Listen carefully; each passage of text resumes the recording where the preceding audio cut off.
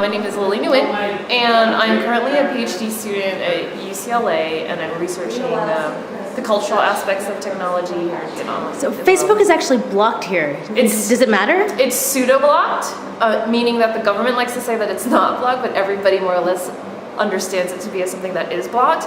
But the people here can figure out ways of going around it quite easily, and it's actually, if you talk to any kid or any teenager, they're like, oh, it's really easy, you just have to do they're really savvy actually because of the circumstances that make them savvy.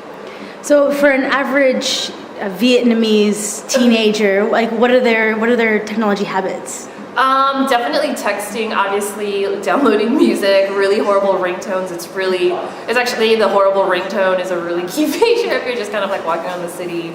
And that I think applies to both kids and adults.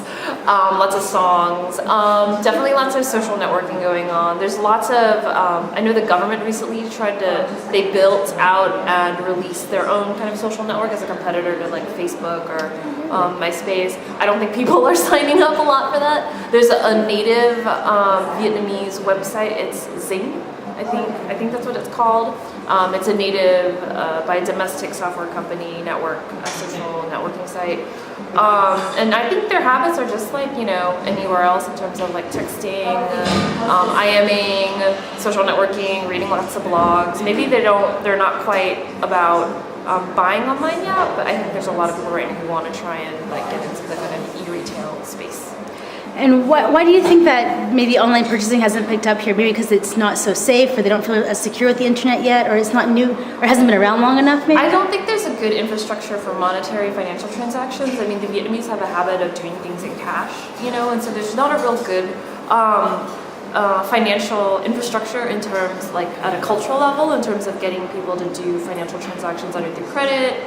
So much happens face to face, and there's still so much bargaining when you go and buy stuff here that, you only, like, the idea of fixed prices is something that's still quite new actually, like a no bargaining.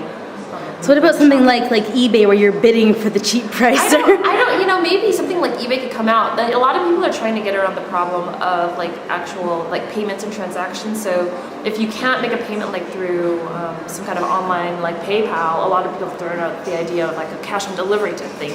That America used to have that before we had credit cards. You bought something, somebody comes, and then you make the payment to them, and then they go back and they kind of then they queue up the whole delivery of a product or something like that. So.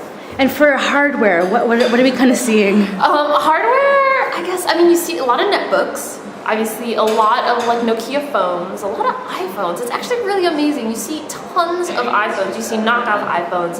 And a lot of the iPhones here I think are actually like friends of friends, like literally bringing them over in suitcases and selling like used iPhones. I've actually brought over a couple of iPhones for people already, like friends and like my relatives' friends. So it's kind of like, it's really surprising how like, they're really, really, really coveted and really popular items. So a lot of PDAs and stuff too.